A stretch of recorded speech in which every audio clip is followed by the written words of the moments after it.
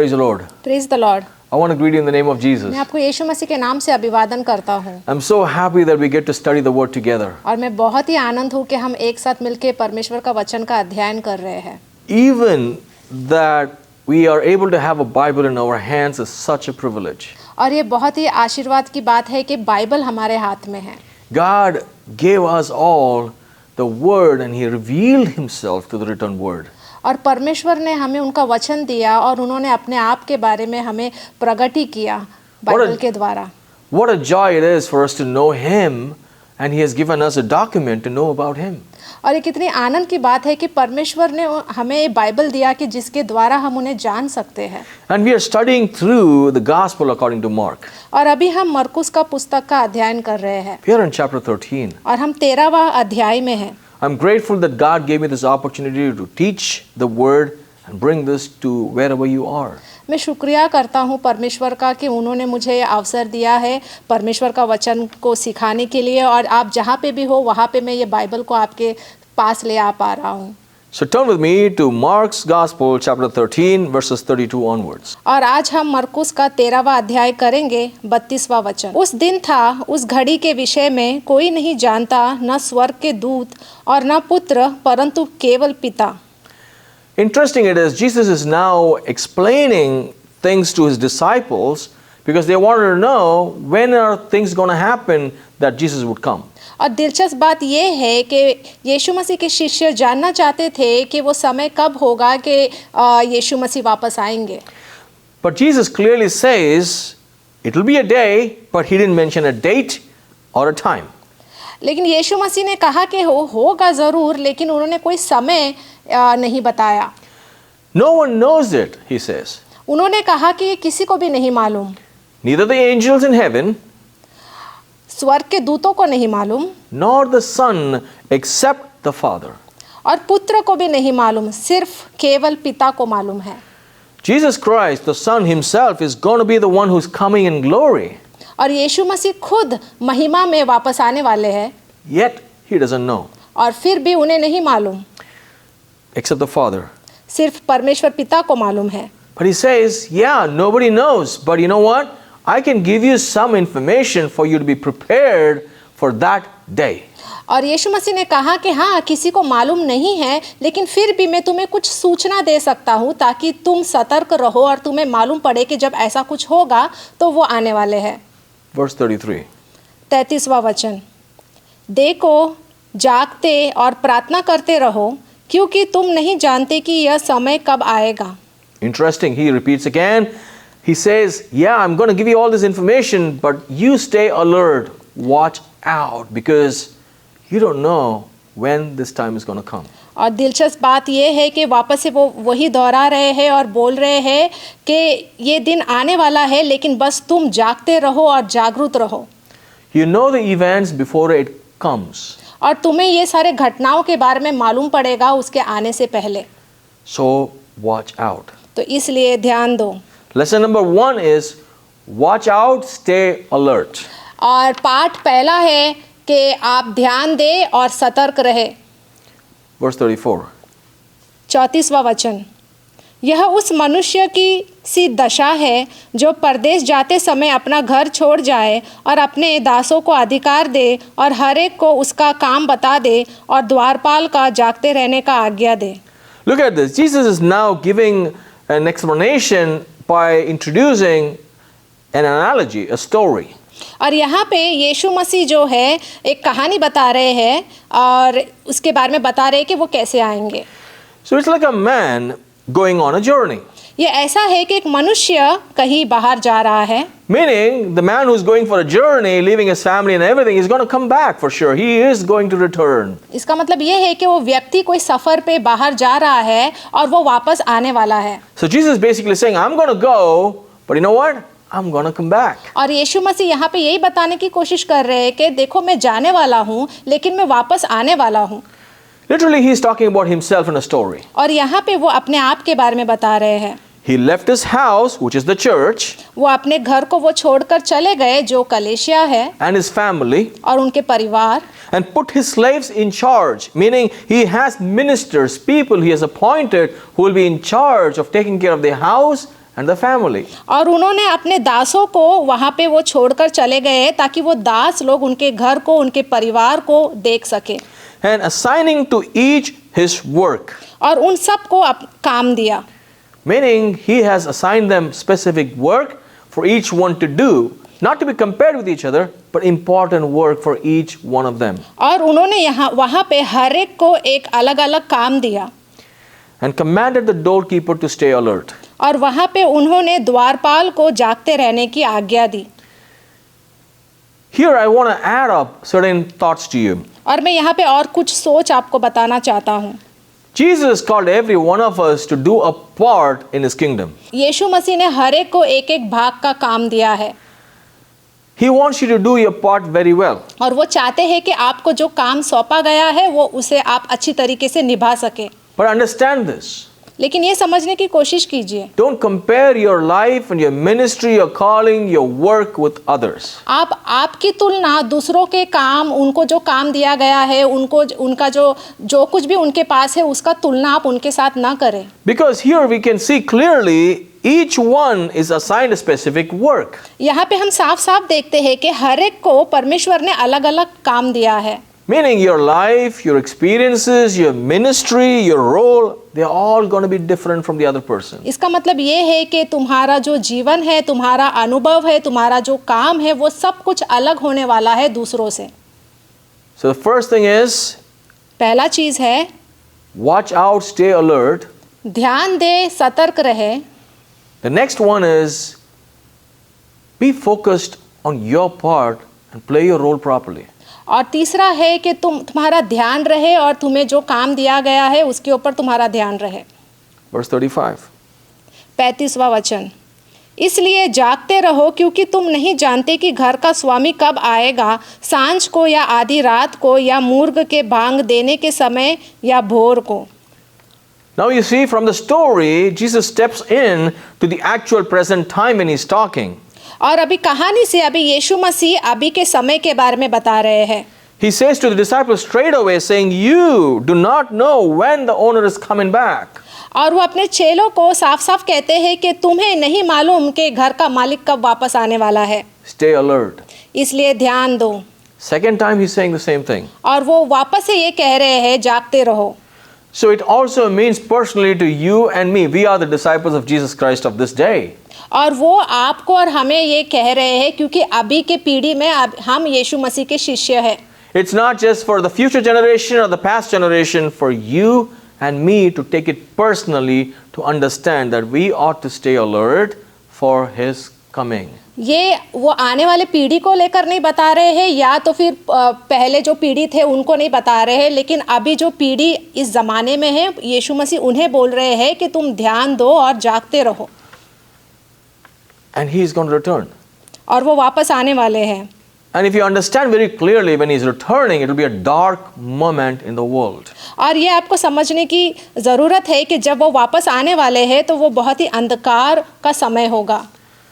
It will be a dark moment, not during the day.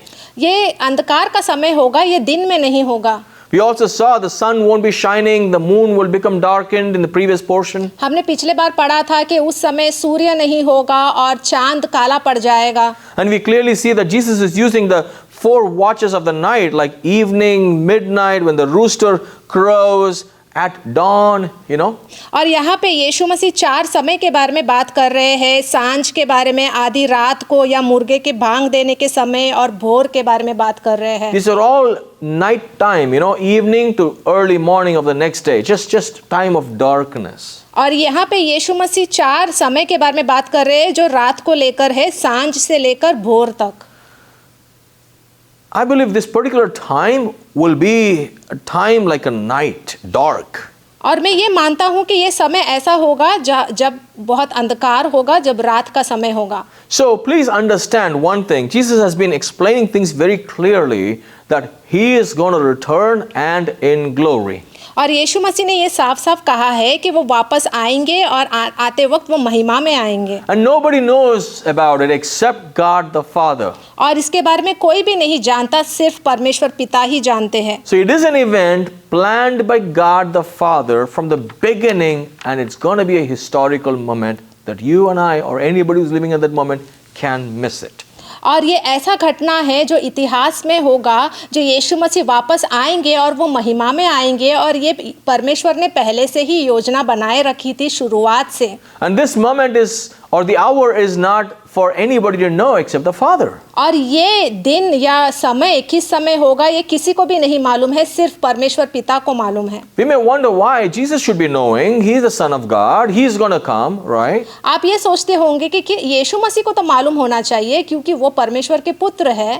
But understand this, he chose to voluntarily become a man. He laid his glory up and then he took the life of a man. He came into this world so that you and I can be redeemed. आप ये समझने की कोशिश कीजिए कि यीशु मसीह ने अपना महिमा को स्वर्ग में छोड़कर वो पृथ्वी में मनुष्य के रूप में आए, और उन्होंने ये चुना कि वो ये नहीं जानना चाहते थे कि वो दिन कब आने वाला है, और उन्होंने अपना जीवन आपके लिए और मेरे लिए सौंपा. उन्होंने हमें छुटकारा दिया. And every time Jesus refers to a son of man, he's basically talking about the humanness of Jesus Christ. यीशु मसीह जब बोलते हैं मनुष्य का पुत्र, इसका मतलब ये है कि वो यहाँ पे पृथ्वी में मनुष्य के रूप में आए, उसके बारे में वो लेकर बोल रहे हैं. So Jesus made the choice. तो यहाँ पे यीशु मसीह ने वो चुनाव किया. So understand this, if Jesus cannot know, no one in this world can have that तो revelation. ये समझने की कोशिश कीजिए कि अगर उन्हें नहीं मालूम है तो इस दुनिया में किसी को भी ये मालूम नहीं है. This information is top secret. और ये जो सूचना है वो बहुत ही मुख्य रहस्य है. And the other lesson that Jesus is really telling his disciples is, yeah, you get to know all these things because you can be sure about when it's going to happen, but the lesson here is stay alert. और यीशु मसीह कह रहे हैं कि तुम्हें मैंने ये सूचना दिया है कि ये सब घटना होने वाली है, आगे जब ये घटना होगा तो समझ जाना मैं आने वाला हूँ. लेकिन यीशु मसीह हमें यही कह रहे हैं कि ये मैं तुम्हें इसलिए बता रहा हूँ ताकि तुम ध्यान दो. Verse 36. आगे का वचन, ऐसा ना हो कि वह अचानक आकर तुम्हें सोते पाए. See, now Jesus said that it's going to happen in a time when everything is going to be dark. और यीशु मसीह ने कहा है कि ये ऐसा समय में होगा जब सब कुछ अंधकार होगा. It's like, evening, midnight. He mentioned those times like when the rooster crows or at the dawn. उन्होंने समय के बारे में बताया है, जैसे कि सांझ को या आधी रात को या मुर्गा के भांग देने के समय या भोर को. It probably shows it's like a night time, और ऐसा देख के लगता है कि ये रात के समय में होने वाला है. And in the night, what do we do? और रात को हम क्या करते हैं? Sleep in. हम सोते हैं. So night is for sleeping, correct? क्योंकि हम रात को सोते हैं. So it's possible that people can be weak waiting and tired of waiting, and it's just a time where in our souls people are slumbering probably. और ये ऐसा समय है कि रात को हम बहुत ज़्यादा कमज़ोर पड़ जाते हैं, हमारा आत्मा भी कमज़ोर पड़ जाता है और हम इस समय में सोते हैं, हमारा ध्यान ज़्यादा नहीं होता. So he says it shouldn't be so. You should be alert. You should not be sleeping. When the owner comes back, let him not find the doorkeeper sleeping. और इसलिए वो कहते हैं कि ऐसा ना हो कि तुम रात को मैं जब आऊँ तो और तुम सोते रहो और जो द्वारपाल है वो भी जगा हुआ नहीं है और वो भी सो रहा है. Be careful. तो इसलिए ध्यान दो. So the first lesson is watch out. पहला पाठ है ध्यान दो. Second is stay alert. दूसरा है जागते रहो. Third is pray. तीसरा है प्रार्थना करो. Verse 37. 37वां वचन, और जो मैं तुमसे कहता हूँ वही सबसे कहता हूँ, जागते रहो. Which means pray in one way. इसका मतलब ये है कि तुम बस प्रार्थना करते रहो. Yeah, all these things are going to happen. You want to know, but you can do nothing except praying. ये सब कुछ होने वाला है लेकिन तुम कुछ नहीं कर सकते हो, सिर्फ एक ही काम कर सकते हो, वो है प्रार्थना. And nothing more than this you would know. और इससे आगे तुम्हें और कुछ नहीं मालूम होगा. No one is special. क्योंकि कोई भी विशेष नहीं है. Anyone for that matter would not have any information about this day or this hour or the moment that Jesus would show up. और ये किसी को भी नहीं मालूम कि वो कौन सा दिन होगा या कौन सा समय होगा यीशु मसीह वापस आएंगे. It's not just about ministers, the disciples or the apostles or the believers. No one will know, and the command is for everyone to be alert. और ये ऐसा नहीं है कि कोई चेले हो या प्रेरित हो या कोई सेवक हो इनको मालूम होगा, नहीं, ये सबके लिए है, सबको ध्यान देना है, किसी को भी नहीं मालूम. What are those things that we should be staying alert and paying attention to? ऐसा क्या चीज़ है जिसके ऊपर हमें ध्यान देना चाहिए? The responsibilities that God has given us. जो जिम्मेदारी परमेश्वर ने हमें दी है, He put His slaves, His servants, His ministers, you and me, in charge of so many things, उन्होंने अपने सेवकों को बहुत सारा उन्होंने काम दिया है, with a plan that He would return. एक योजना के साथ कि वो वापस आने वाले हैं, There's a lot of work to do. और बहुत सारा काम बचा है। He put you in charge of your family, your ministry, your work, your finances, your gifts. उन्होंने आपको बहुत सारा काम दिया है, आपको परिवार का देखभाल करने के लिए, आपको जो तोहफा परमेश्वर ने दिया है, आपको जो पैसा दिया है, जो कमाते हो उसको आप सही तरीके से उसका इस्तेमाल कर रहे हो या नहीं, बहुत सारा काम है। You don't know when He's going to come. क्योंकि आपको मालूम नहीं है कि वो कब आने वाले हैं। Therefore, be watchful and pay attention and not be lazy.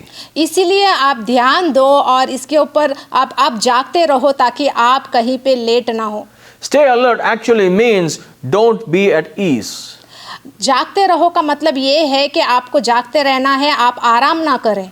Don't be so relaxed, it's okay, well, let's see another day, whenever He comes, it's okay, I have nothing to do with it. इसका मतलब ये है कि बस आप आराम करते रहो और आप इसके बारे में सोच ही नहीं रहे हो और ऐसा सोच रहे हो कि अरे कुछ भी नहीं होने वाला है, बस जैसा है वैसा जाने दो।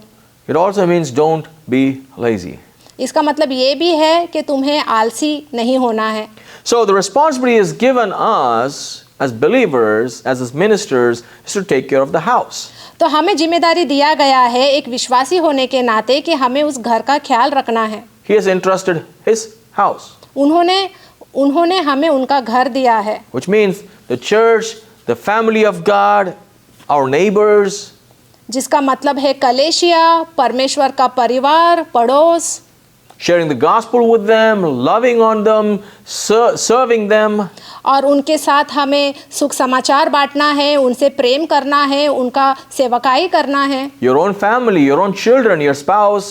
आपके खुद के परिवार को, आपके बच्चे, आपके पति पत्नी का ख्याल रखना है। Stay alert also means pray. और जागते रहो इसका मतलब ये भी है कि तुम्हें प्रार्थना करना है। Pray but not be perplexed about the future.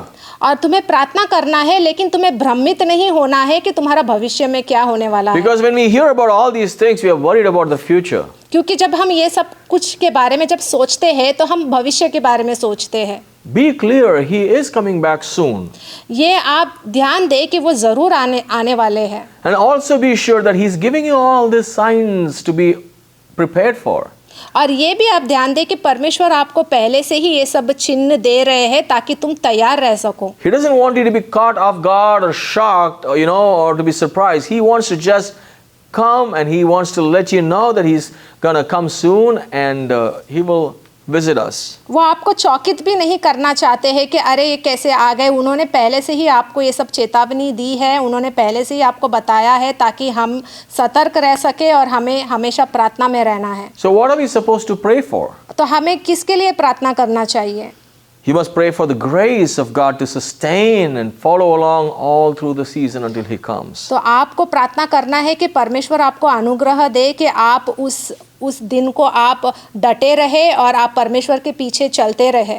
Pray for sanctification so we will be transformed every day in the image of Christ. और शुद्धता के लिए प्रार्थना करें कि आप पवित्र बने और आप परमेश्वर के साथ हमेशा चलते रहे और परमेश्वर की तरह, यीशु मसीह की तरह आप बने। Pray so that you be prepared for His sudden coming. और प्रार्थना करें कि ताकि आप तैयार रहें कि वो जब भी आएंगे आप तैयार रहेंगे। Pray in expectation for His arrival. और उनका आने का अपेक्षा करें। Pray awaiting Him. और प्रार्थना करें और उनका इच्छा करें। Pray desiring Him. और आप उनका आने का इच्छा करें। Like He's coming today. जैसे कि वो अभी आने वाले हैं। Because it could be. हो सकता है। He could come anytime. क्योंकि वो कभी भी आ सकते हैं। Right now. अभी भी आ सकते हैं।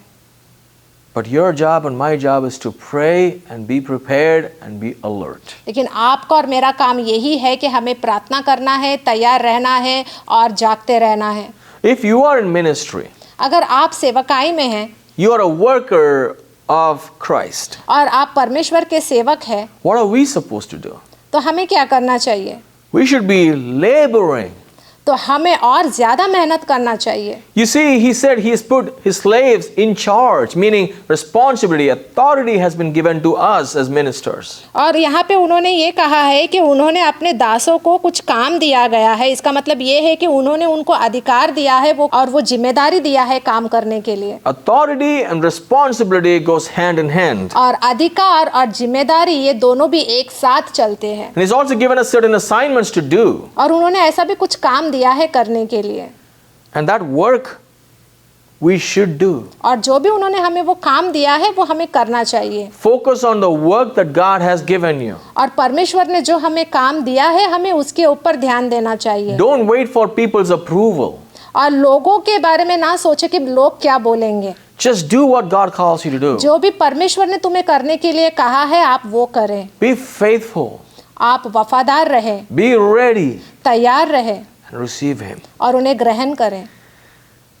You see, it is so easy for us to compare ourselves and our ministry, our life, our finances with other people and get lost in the process. ये बहुत ही आसान बात है कि कभी कभी हम दूसरों का जीवन को देखकर हम तुलना करते हैं कि उसका जीवन कितना बेहतरीन है, उसको बहुत अच्छा पैसा है, उसका बहुत अच्छा घर है। ये सोच के हम अपने जीवन का तुलना करके भटक जाते हैं। Don't be lost like that. ऐसे आप भटके नहीं। Be happy with what God has given you. आप खुश रहो कि परमेश्वर ने आपको जो दिया है वो अच्छा है। Turn back and see how were your days before, years ago, and how much have you come forward by the grace of God. आप पीछे मुड़ के देखो कि आपका जीवन पहला कैसा था और अभी कैसा है आपका, और उसके लिए परमेश्वर का धन्यवाद करें क्योंकि परमेश्वर ने आपको इतना अच्छा जीवन दिया है। If you are a believer, I would tell you, when you touch things around you, you would see that God has given you more than you can acquire and earn for yourself. अगर आप विश्वासी है तो आपके पास जो कुछ भी अभी है वो सब कुछ परमेश्वर के दया से है, और आपको ये देखकर समझ में आएगा कि जो कुछ भी परमेश्वर ने दिया है जिसके आप लायक भी नहीं हो उससे ज़्यादा परमेश्वर ने आपको दिया है। I can guarantee you that your life before 5 years, 3 years, 2 years was different and you're only in a better place today. और मैं गारंटी दे सकता हूँ कि जैसा आपका जीवन 2 साल या 3 साल पहले था और अगर आपका जीवन अभी कैसा है, मैं गारंटी दे सकता हूँ कि आपका जीवन अभी बहुत अच्छा है। Maybe in a spiritual life you've gone back, but you know what?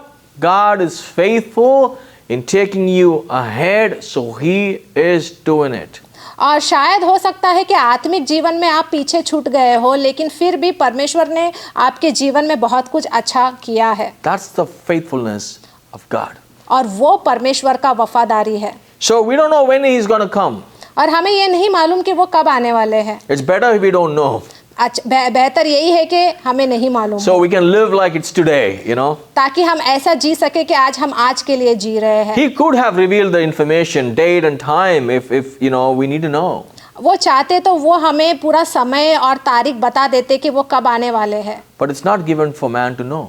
लेकिन वो मनुष्य को जानना जरूरी नहीं है। That's why you should stay away from false teachers. Anybody who says a day, time and date when Jesus is going to come, it basically is false. Stay away from such people. इसलिए हमें ऐसे झूठे शिक्षक से हमें दूर रहना चाहिए जो भी हमें बोलते हैं कि इस समय में यीशु मसीह आने वाले हैं, इस तारीख में यीशु मसीह आने वाले हैं, और वो भविष्यवाणियां कर रहे हैं, तो ऐसे लोगों से हमें दूर रहना चाहिए। So He has given us awareness and knowledge. और उन्होंने हमें जागरूकता दी है और हमें ज्ञान दी है। So let's not be lazy and irresponsible. तो इसलिए हमें आलसी नहीं बनना है और गैर जिम्मेदार नहीं बनना है। Don't be mindless. और हमें मन से सोचना है। Just do things that God has given you. जो भी परमेश्वर ने हमें दिया है वो हमें करना है। When He is coming in glory, और जब वो महिमा में आएंगे, we better be found working in His kingdom. और जब वो आ रहे हैं तभी उन्होंने हमें देखना है कि हम परमेश्वर के राज्य के लिए काम कर रहे हैं। That we should be blameless, कि हम बिना दाग के हो, spotless and prepared in joy and peace. और निर्दोष हो, और हमें आनंद में और शांति में रहना है। So don't set a date or a specific time for Jesus coming. तो इसीलिए कोई समय या तारीख को आप फिक्स करके ना सोचे कि ये अभी यीशु मसीह आने वाले हैं। So don't act like we don't know or it doesn't matter. और ऐसा आप एक्टिंग करने की कोशिश ना कीजिए कि हाँ मुझे मायने नहीं रखता कि ये कब होने वाला है, कैसे होने वाला है। You better be ready and alert. बस आप तैयार रहे और जागरूक रहे। Let's pray. हम प्रार्थना करेंगे। Father, we just want to thank you for your word and thank you for letting us know that you're going to come back again in glory, Jesus. And I ask you to help us to prepare ourselves and be ready for that time. Though we don't know the exact time, but you have given us enough to be prepared. Thank you, Lord. Bless your people. Lead us. Guide us. We're waiting for you to come. Thank you, Lord. In your name we pray and give you glory. Amen. Amen. God bless you. परमेश्वर आपको आशीष दे। Praise the Lord. मैं आशा करता हूँ कि आप लोग अच्छे होंगे और वचन के अंदर आप और भी बढ़ रहे होंगे और उसे सीखने की इच्छा भी रख रहे होंगे। लेकिन मैं आपको एक और बात बता देना चाहता हूँ, अगर आप इस वचन को और भी गहराई से समझना चाहते हैं और खुद पढ़ना चाहते हैं तो मैं आपको बता दूँ कि हमारा एक ऑनलाइन सेमिनार होने वाला है। और अगर आप पास्टर जोस के सिखाने के तरीके से आकर्षित हुए हैं तो मैं आपको न्योता देता हूं कि आप दिए गए नंबर पर कॉल कीजिए या फिर व्हाट्सएप कीजिए। हम आपको एक लिंक देंगे, आप उस फॉर्म को फिल कीजिए और जैसे भी डेट होगा सेमिनार का आपको बता दिया जाएगा। तो आप और भी गहराई से वचन को सीख पाएंगे और अपने आप वचन का अध्ययन कर पाएंगे। सुनने में कितना आकर्षित लग रहा है, सही है कि नहीं? तो आप बिल्कुल वेट मत कीजिए, कॉल कीजिए, हमें व्हाट्सएप कीजिए और जल्द से जल्द रजिस्ट्रेशन कीजिए। आते हैं और परमेश्वर आपको जो सिखाना चाहता है उसके लिए देरी मत कीजिए। परमेश्वर का वचन कहता है, दो तो तुम्हें दिया जाएगा। आज मैं आशा करता हूं कि आप इस सेवकाई के द्वारा आशीषित हुए होंगे। अगर आप हमारी सेवकाई में किसी भी तरीके से मदद करना चाहते हैं तो इस दिए गए डिटेल पर आप अपनी मदद हमें भेज सकते हैं। शुक्रिया।